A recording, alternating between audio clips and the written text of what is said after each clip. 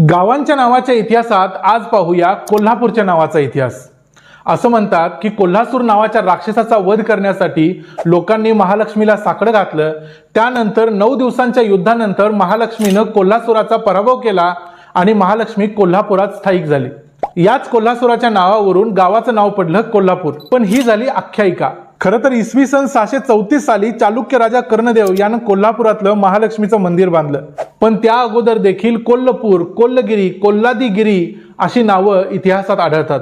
कोल्ल म्हणजे सखल भाग आणि गिरी अर्थात पर्वतांनी वेढलेला असा देखील कोल्हापूरच्या नावाचा इतिहास आहे।